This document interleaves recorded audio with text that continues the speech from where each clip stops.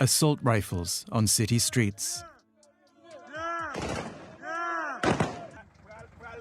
Men stopping cars, checking documents.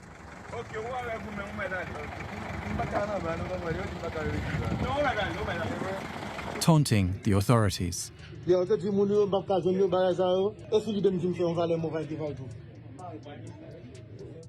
This is Haiti today. More than 150 gangs acting as they please. Most of the gangs are based in Port-au-Prince, the capital. They control large parts of the city, including the major arteries. They have blocked access to the main oil terminal and the law courts. Massacres, stray bullets, kidnapping. The biggest victims are ordinary Haitians.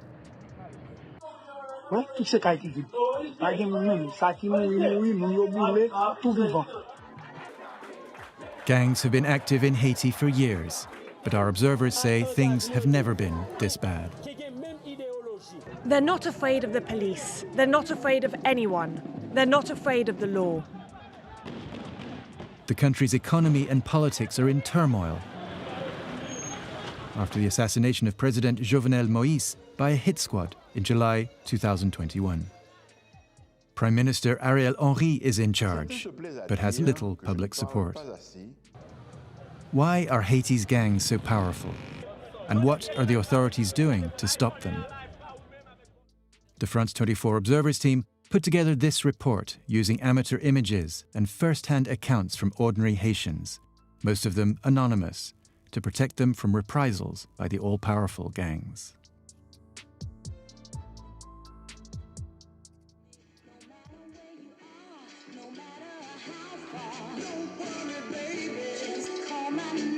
Classic soul, two sisters dancing along.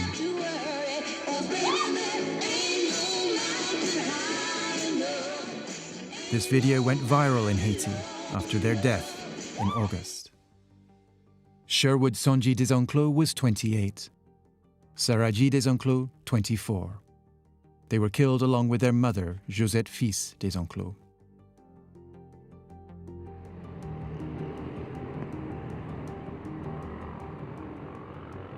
The killing happened in a suburb of Port-au-Prince. They were killed on their way to a university. They came under attack by a gang known as the 400 Mawozo, the 400 Mawozo.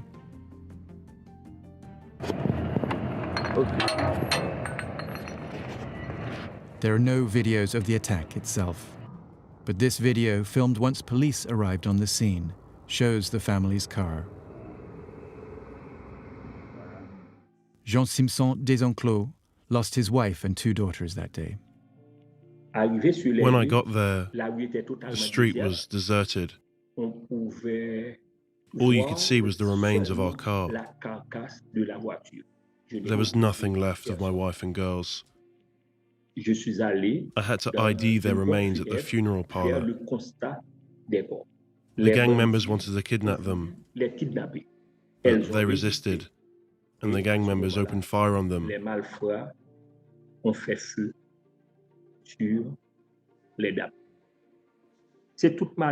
My whole life went up in smoke. My whole life. The crime shocked the nation and got a pledge from the Prime Minister. I'm disgusted by news of this killing of our countrywomen by armed bandits. It renews my determination to do all I can to fight this crime wave. Such reactions from the government are rare. The authorities are often accused of standing by as gangs commit massacres on a huge scale.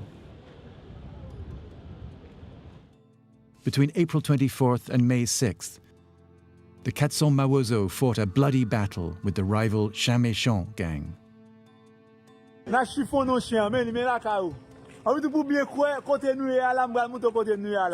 At least 191 people were killed in 2 weeks, 3/4 of them local residents. Survivors fled. Monday night, the shooting was constant. We decided to leave on that Tuesday. The police came in just after we left. In the Cité Soleil neighborhood, there was fighting from the 7th to the 17th of July between two coalitions of gangs. G9 en famille et alliés, the G9 family and their allies, led by a former police officer known as Barbecue, and the GPEP coalition, led by T. Gabriel, Little Gabriel. More than 300 people were killed. Residents fled because of the violence and the accompanying shutdown that left their neighborhood cut off.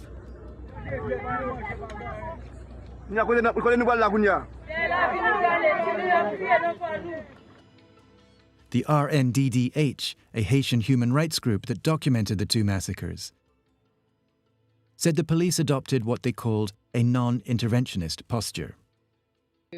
We at the RNDDH believe that the silence of the authorities is an indication that the armed gangs enjoy protection and blessing from those same authorities. It seems that the people running the Haitian state have decided to abandon their citizens to their fate, being caught in the crossfire between warring gangs.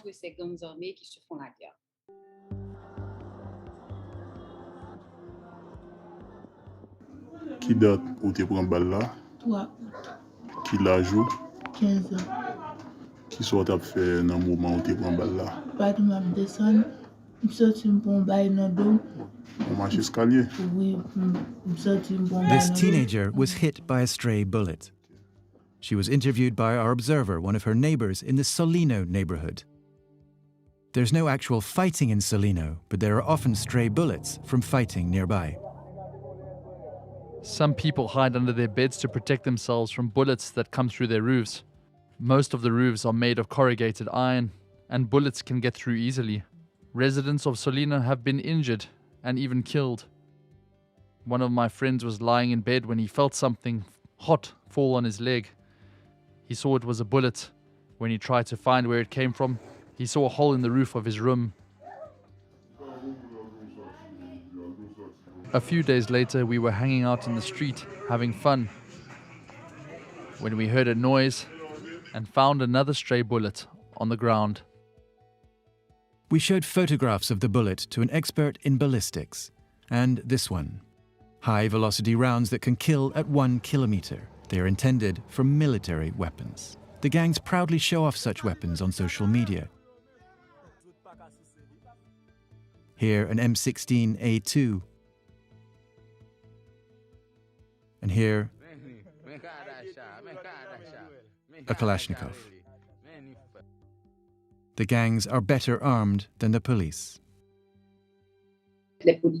When there are confrontations between the gangs and the police, it's generally the police that are killed. And most of the time, the police are forced to retreat. US restrictions on arms sales to Haiti mean the police are often outgunned. They also suffer from poor staffing levels and corrupt links between certain officers and the gangs. As for the gangs, weapons are easily available on the black market, most of them from the United States. And the gangs have plenty of cash. One of their main activities is kidnapping for ransom.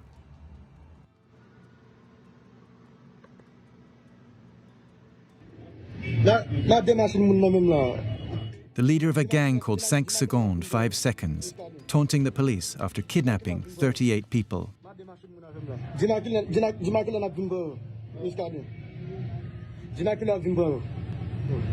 One of our observers, whom we'll call Patrick, was kidnapped in the west of the city. He was coming back from work when armed men forced him into a car and took him to a cell. When I arrived in the cell, there were 10 other people there, also being held for ransom. They started beating me on the 5th day. They even put a gun in my mouth. There were constant threats. I was scared they'd kill me.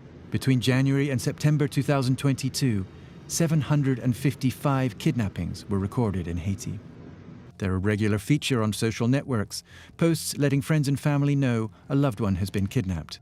People from all neighborhoods and all segments of society are targeted. I had to make an initial payment in dollars and in the Haitian currency, gourds. Then another payment, this time in dollars only. It wasn't $10,000 or $20,000 or even $50,000. No, it was a lot more. We had to negotiate. From a total of X dollars, we eventually got to a payment of Y dollars. Patrick was freed after spending more than a month in captivity.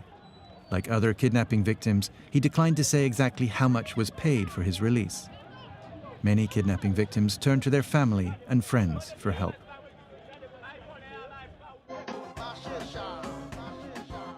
Observers say Haiti's gangs have other sources of cash, business leaders paying for protection and politicians seeking votes.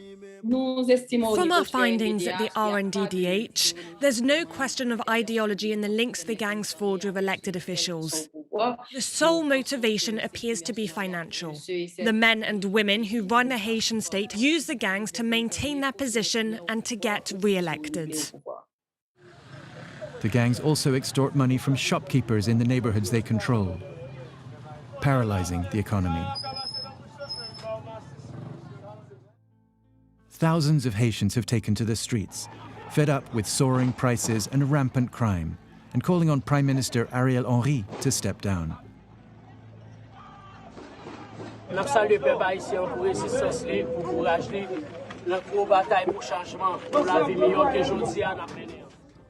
Gang leaders like the G9 family's barbecue pose as leaders of the people, despite the violence their men wreak on the streets. We asked the Haitian police and the Prime Minister's office to contribute to this report, but they did not respond. In October, Prime Minister Henry appealed to the international community to send an armed intervention force to fight the gangs.